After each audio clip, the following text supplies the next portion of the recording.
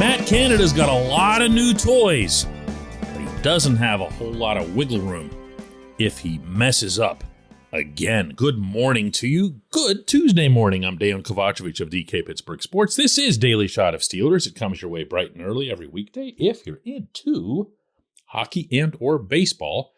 I also offer daily shots of Penguins and Pirates where you found this. The offense will have a very different look personnel-wise this coming season. I don't know how different it'll look X's and O's wise. I do know that it needs to look a lot more fluid. It needs to have, for the first time since this man became offensive coordinator, an identity, or at least the pretense to an identity. But what is that? What could that be? And I get that at least some of that depends on whether Kenny Pickett or Mitch Trubisky is going to be the quarterback, but not that much. They have kind of a similar skill set. They can both move a little bit. They can roll out.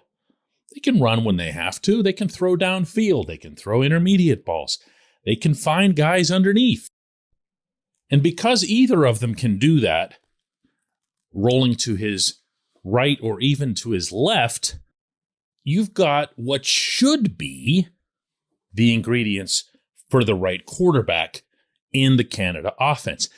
Funny thing, you know why I say that in part, and I know it should never be condensed to something this simple, but do you happen to remember in the 2021 season, on those very rare occasions, and I'm talking about once every 2 games, when Ben Roethlisberger would roll out to his right, do you remember the success rate of that particular play? It wasn't quite 100%, but it was really, really high. They always found something over there. And I could see, if I'm being really generous here, a scenario in which Canada would have felt frustrated because the system upon which he has coached for a lot of years, mostly at the college level, would, in that instance, have not had a chance to get off the ground. Never mind that the coordinator is supposed to be adjusting to the talent at hand, et cetera, et cetera. I'm just trying to just give him anything at all that could be a legit excuse. Well, he won't have it at quarterback. Even if Pickett gets the nod, with Pickett's inexperience, he's still not going to have that excuse, because if Pickett consistently makes, let's say, errors in decision-making or even errors in accuracy, first of all, that would be pretty out of character based on what we saw at Pitt. And secondly, if Pickett's that bad, he's not going to hold the starting job. It's going to go to Trubisky. They're not going to be that far apart, no matter how the competition goes in camp. They're just not. So what else are we looking at? Well, the offensive line is almost completely revamped. They put $1 zillion into James Daniels and Mason Cole, and another $500 million, it feels like, into Chuks Okorafor and keeping him. The offensive line, I don't know if it'll be great, but it's certainly going to be a lot better than it was last season. The wide receivers, well, out go Juju Smith-Schuster and James Washington and Ray McLeod, and they're replaced by the 2 draft picks and Gunnar Olszewski. You have both of the tight ends back. That's a good thing. Pat Freiermuth could reasonably expect it to have his big second NFL season that Mike Tomlin's always looking for out of his young guys. Oh, and speaking of potential second big NFL season for young guys, that running back might be in line to have one of those as well. So I'll ask it again. What's the excuse? This portion of Daily Shot of Steelers is brought to you by Point Park University. Choose from nearly 100 career-focused programs leading to bachelor's, master's, and doctoral degrees. Choose when and how you'd prefer to do that studying, whether it's at Point Park's gorgeous downtown Pittsburgh campus, whether it's online, maybe a flexible hybrid format would work best for you. Find out more about all of this at pointpark.edu. Really, what's going to be the goal of this offense? Is it going to be to move the chains, kill the clock, eat time, go steadily down the field, keep your defense fresh, hope that when the defense comes on, they don't have to rotate as much and you can let them just go wild on the other team's quarterback with TJ and all those defensive linemen. Is that the goal? Or is it to be more of a quick strike? Or is it just plain old boring versatility? I know versatility is awesome if you can achieve it. But it's generally not an identity. It's not a foundation. It's not a place where you can put a stake in the ground and say, listen, when things are bad, we know we've got this. Last season's Steelers team didn't have that at all for a single game. Yes, there were occasions when they would get a little bit explosive. The second half against the Vikings, whenever the Vikings had already had a huge lead, sticks out in that regard. But out of the 17 games, and even if you want to throw in the playoff game, you're not going to find one where you said, oh yeah, look at them. They've got a little bit of a rhythm going. They've got a good feel to them. There's a strut about what they're doing. That was never there. Not once, not at all. And it has to be. It just has to be. There's no one who's played organized football at any level who would disagree with that. Your offense has to take the field with something of an attitude, and that stems from your approach. And if his guys don't have it, they're never going to make it to that next level where they just go out there with a little bit of a swagger to them, a contender's swagger.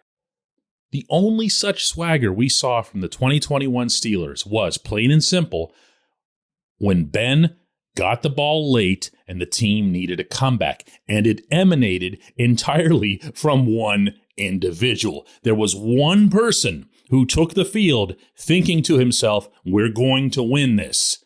And it had not a thing to do with Canada. Now, what do I want to see from this offense? First of all, they're not going to ask. But if I had my wish, I would love to see this team develop some combination of using the running game to soften up the middle of the field and then use their receivers and Freiermuth in concert to attack the middle of the field that they soften. Now, in order for this to occur, someone's going to have to remind Canada that the middle of the field does in fact exist. You can choose to blame Ben for not looking there, or you can choose to blame certain receivers for not being there. You can choose to blame Juju's injury because Juju was the one guy that was hungry for those types of passes. I choose to look at the coordinator in this case, mostly because that coordinator did not call Freiermuth's number as the main target nearly enough. It would be wonderful to see this football team once again take command of the middle of the field, A, through hitting the holes with Najee, B, by targeting Freiermuth, Deontay Johnson, and the rest of the receivers, including the rookies, but also Chase Claypool, who's pretty dangerous when he's on his game, going across the middle. Take that part of the field back when we come back. Just one question.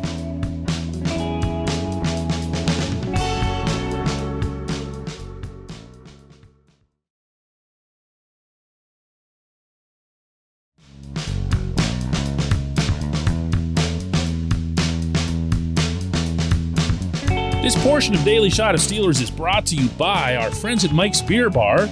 They're located directly across Federal Street from PNC Park. They are the one, the only, the premier destination in Pittsburgh for craft beer. More than 500 craft beers available, more than 350 of those local, and more than 80 of those on tap. Mike's can't be topped, not for beer, not for the awesome kitchen and menu that's available, and not for all the special events that are going on there. Check them out online at mikesbeerbar.com. Mike's Beer Bar, right across Federal Street from PNC Park. And today's J1Q comes from Ethan Brown, who asks, everyone's saying Mason Rudolph's going to get traded after camp, but if Kenny Pickett wins the job, why not trade Mitch Trubisky? He too wants to be a starter, and I'm guessing would have much more trade value. Trubisky would have more trade value. Trubisky would also come with a significantly greater financial commitment and cap hit. And never underestimate the influence that has in such transactions. Fans and even people who intensely follow the game will often overlook that, but it's so huge in these types of deals. The bigger variable is who someone else would see as being the better quarterback. Trubisky's got his 4 years of starting in Chicago. Trubisky, by every account, and this made its way around the football world, found a lot of things to his game, even as Buffalo's backup this past season. I would imagine that Trubisky does, in fact, have greater trade value.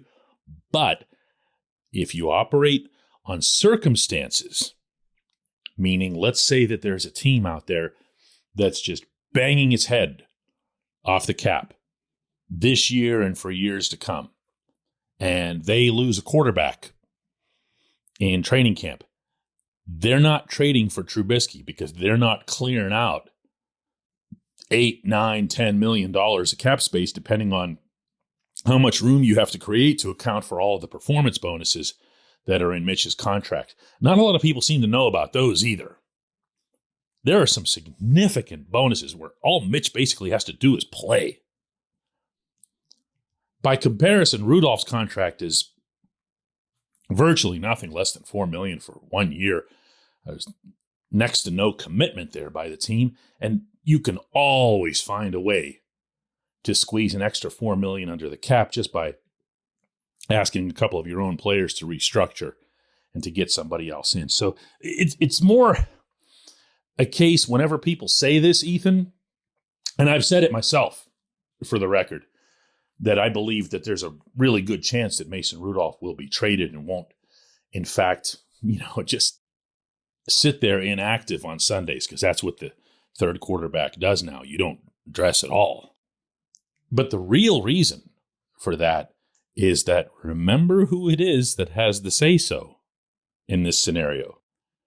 Be very sure that the Steelers will want to hang on to the two quarterbacks they feel are the best. And from there, be very sure already that the two quarterbacks they feel are the best are Pickett and Trubisky.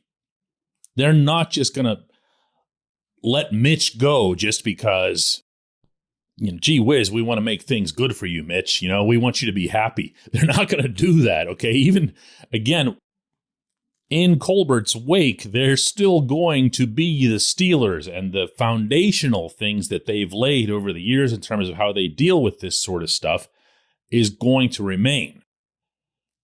The two best quarterbacks are going to stay. That's as simply as I can put this. All three of them won't. That means Mason is the odd man out. So there, I said it again. I appreciate the question. I appreciate everyone listening to Daily Shot of Steelers. We'll do another one of these tomorrow.